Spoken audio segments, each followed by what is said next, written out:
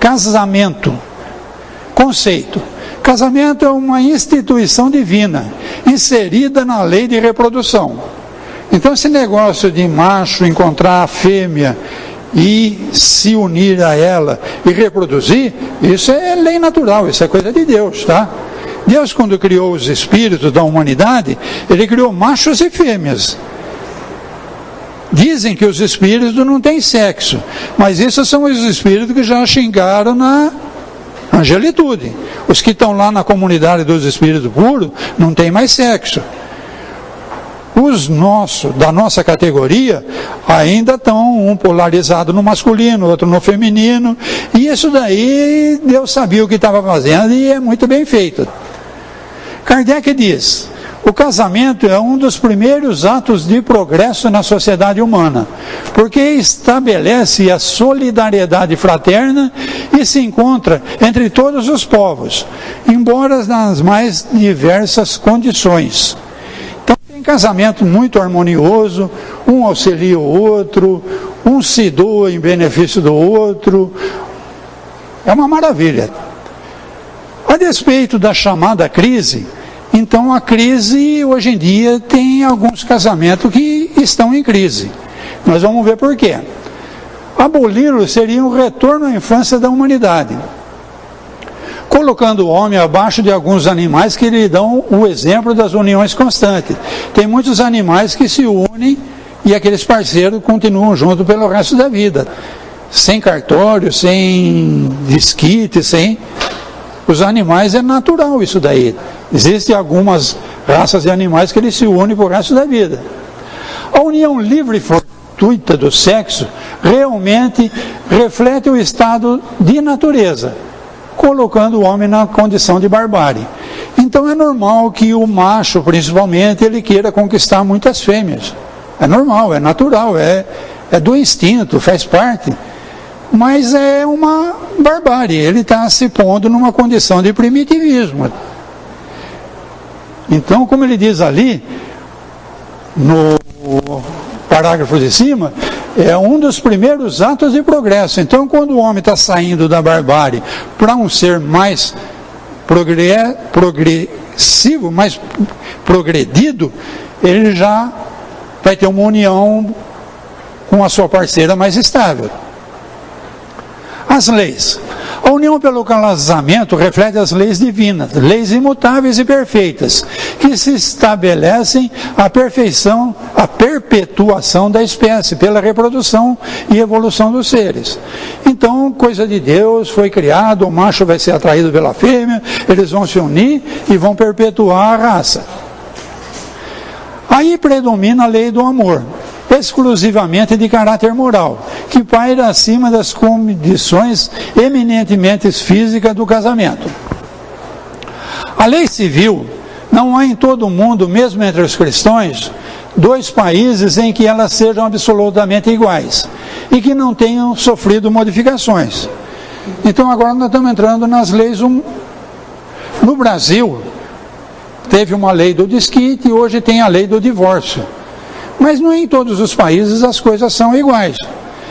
Saiu um livro no Clube do Livro aí chamado Salomé, onde uma jornalista brasileira está nos países árabes lá, e ela vê uma mulher sendo apedrejada.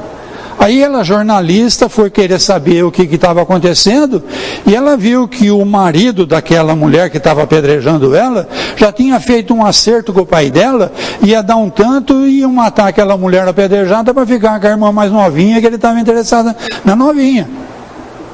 Isso está acontecendo hoje nos países árabes, gente. Então é o que ele está falando aí, nem todo lugar é lei dos homens, isso daí. Lei de Deus é outra coisa. Deus quis que as criaturas se unissem não apenas pelos laços carnais, mas também pelos da alma. Então Deus não queria só macho e fêmea juntinho ali. Ele queria que houvesse uma amizade, que houvesse uma cooperação, que houvesse o amor. Então o primeiro passo é um macho e uma fêmea se ligar com esses atributos aí, que é o que Deus quer, a fim de que se estenda aos filhos, para que sejam dois, em vez de um, a amá-los e fazê-los progredir. Então a lei de Deus é esse. O macho se atrai, a fêmea se atrai, eles se unem, eles passam a se gostar, vêm os filhinhos e ele com todo o amor vão cuidar do progresso desse espírito que já existia e que está agora na condição de bebê, filho desse casal. Emmanuel diz que a ligação se baseia na responsabilidade recíproca, de vez que na comunhão sexual, um ser se entrega ao outro ser humano, e por isso mesmo não deve haver desconsideração entre si. Eu já vi amigo meu, gente até da família, que fala assim, é o pessoal que segura as cabritas que os meus bodes estão soltos. É um pensamento que existe aqui, não existe no nosso meio. Mas cadê a consideração? Como é que uma pessoa dessa que for se ligar amanhã ou depois... Normalmente esse tipo de educação idiota é passado para os machinhos. Então o machinho vai se ligar numa fêmeazinha, e que casamento que vai dar isso daí? Se dentro de casa ele ouviu uma história dessa. Vocês sabem que não foi só eu que ouvi isso, vocês devem ter ouvido isso também. Isso é comum no nosso meio. Infelizmente ainda mostra o quanto a gente não pegou a engrenagem da evolução ainda, tá? A gente está patinando, não entrou na engrenagem da evolução ainda. Consideração entre si. Formas e aspectos dos casamentos classificados em função dos interesses e das afinidades. Interesses e afinidades espirituais, interesses e afinidades intelectuais ou interesses e afinidades culturais. Então o casamento pode ser por interesse. E o casamento de resgates e oportunidade de evolução. Eu falei que nós tivemos muitas vidas. Pode ser que eu encontre uma pessoa que eu nem acho ela tão bonita, mas eu sinto uma atração por ela. Mas ela é tão complicada para mim, mas a gente precisa se aproximar. Por quê? A explicação não está nessa vida. A explicação nas vidas que eu tive lá atrás. Tem um ajuste para ser feito. Se eu for atrás da mais bonitinha, da mais riquinha, da mais... e deixar aquela que eu estou sendo atraído para fazer um ajuste, eu estou postergando para a posteridade esse ajuste que tem que ser feito.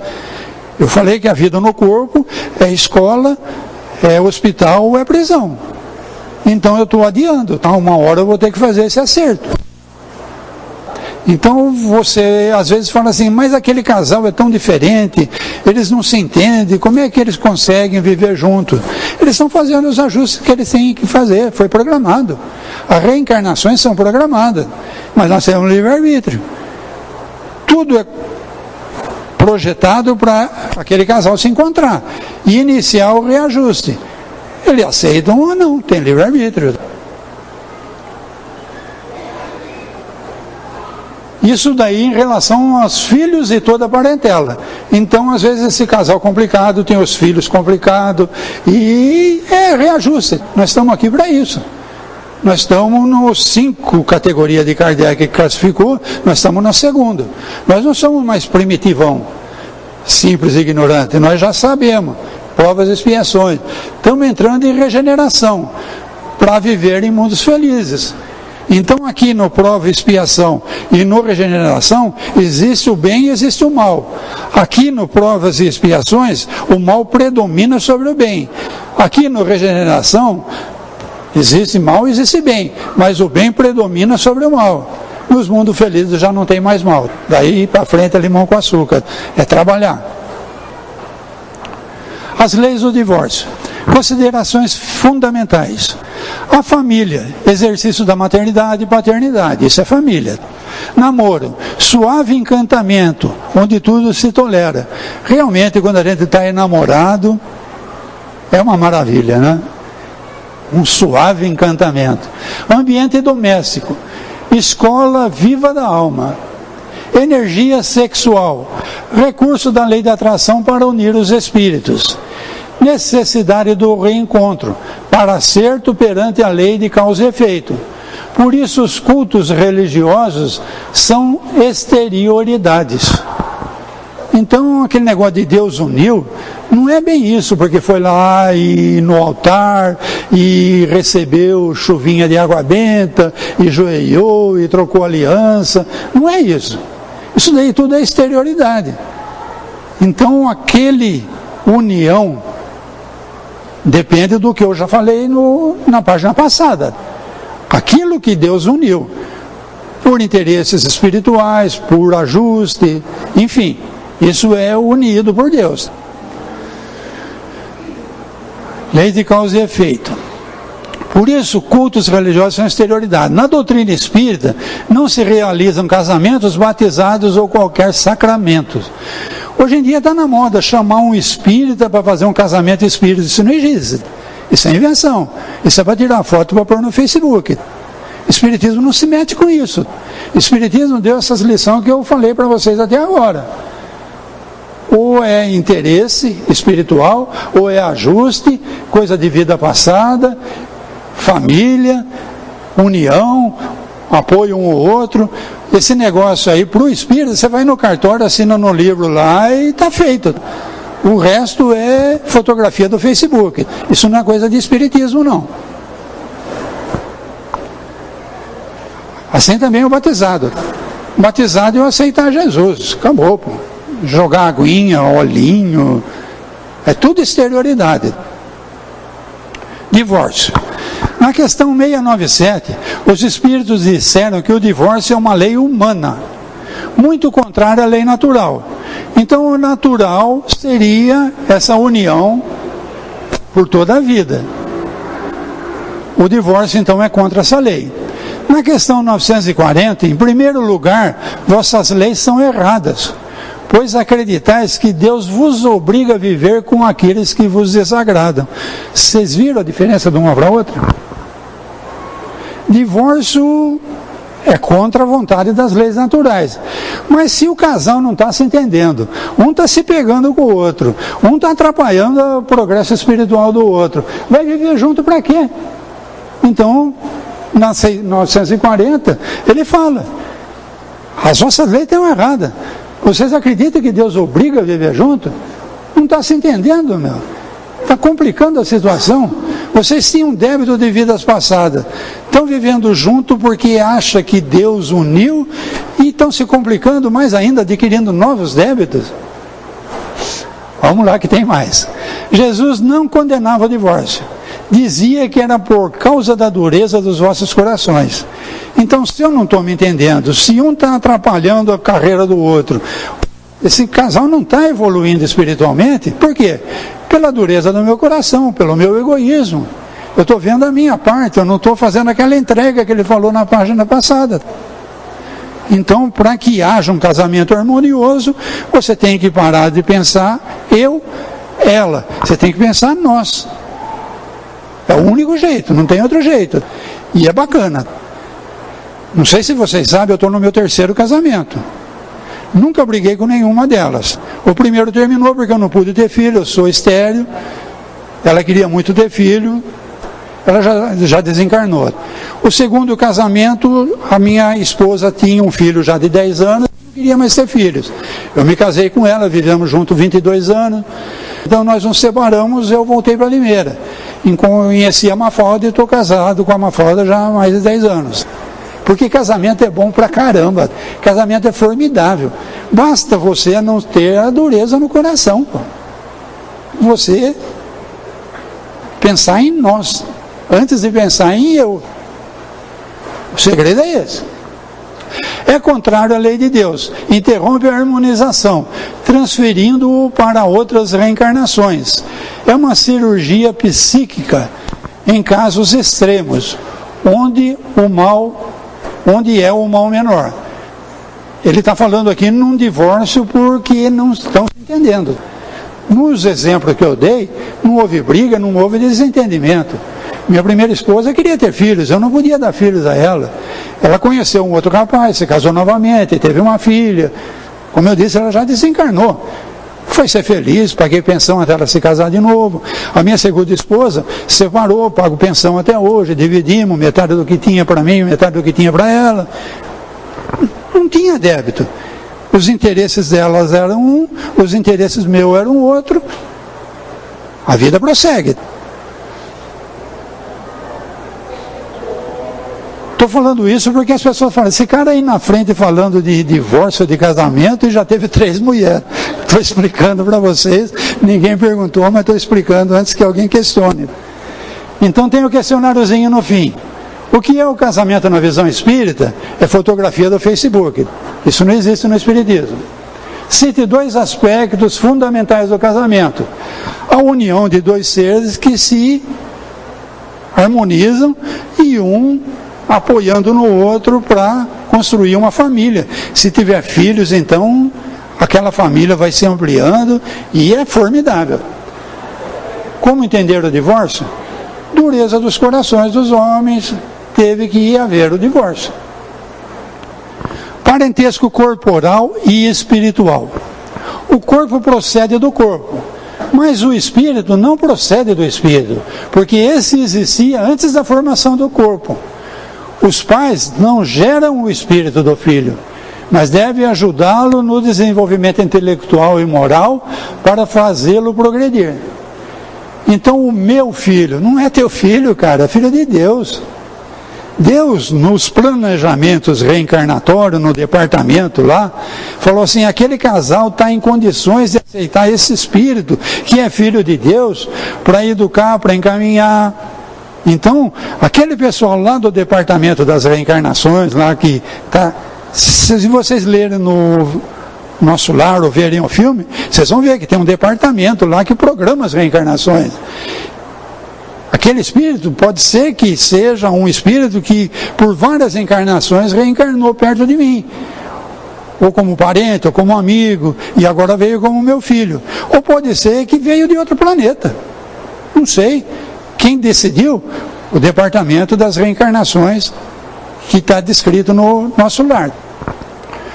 O espírito que se encarna numa mesma família são frequentemente espíritos simpáticos, ligados por relações anteriores, mas pode acontecer que esses espíritos sejam estranhos, separados por antipatias anteriores, a fim de lhes servir de prova. Eu falei da expiação. Eu chupar o limão para ver que ele é azedo. Aprendi que o limão é azedo? Vamos passar por uma provinha agora. Então pode ser que muitas vezes eu recebi um espírito antagônico, um complicadinho, como meu filho, eu não consigo me entender com ele, eu estou passando por uma prova, meu. Eu pretendo, no meu progresso espiritual, ser um diretor de asilo. Então eu vou conviver com um espírito complicadinho, difícil de tolerar, para ver se eu estou em condições, se eu passar na prova, na próxima vida eu vou ter um trabalho com crianças, orientação de crianças e jovens. Mas antes de ter um trabalho dessa magnitude, eu tenho que passar por provas. E às vezes a prova vem no meu lar. Aquele filho não é filho meu. Pode ser até que eu nem conhecia ele. O departamento que cuida das reencarnações, ou por prova e expiação, ou por prova, ou por expiação, pôs aquele espírito no meu convívio para ver como é que eu estou na história. Os verdadeiros laços de família não são consanguíneos. Muitas vezes você tem uma amizade, uma afinidade com o teu vizinho que você não tem com o teu filho. Os laços não são de família, não são consanguíneos, mas os da simpatia, da comunhão de pensamentos, que unem os espíritos, antes, durante e após a encarnação. Então pode ser que mesmo depois de desencarnado, você vai encontrar aqueles que você tem laços. São 2 tipos de laço que unem espírito. 2 cimentos fortes. O cimento do ódio, da raiva, da vingança, e se une, fica unido por várias encarnações, e o do amor, da amizade, da afinidade, também é um cimento bom que une por várias encarnações. Então, quando eu sair do corpinho, provavelmente, se eu for vingativo, vou encontrar aquela turma da pesada que eu quero me vingar. Se eu for amoroso, vou encontrar aquela turma bacana que eu amei. Simples assim. Jesus disse: quem quer que faça a vontade do meu Pai, que está nos céus, é meu irmão e minha irmã, e minha mãe. Isso daí aconteceu porque Jesus estava pregando e os irmãos dele vieram com a Maria lá para prender Jesus. Esse cara ficou louco, pô. Largou a carpintaria, largou os negócios da família, tá com esse bando de gente desclassificada aí. Então vieram para... Pirou Jesus, vamos pegar esse cara, vamos levar. E Jesus então fala, quem é minha mãe, quem é meu irmão? Jesus está tão sintonizado nas frequências verdadeiras, do bom, do belo, do verdadeiro, que ele diz, quem estiver lá nas frequências do bom, do belo, do verdadeiro, é meu irmão, é minha irmã, é minha mãe. Mas ele não desprezava a família.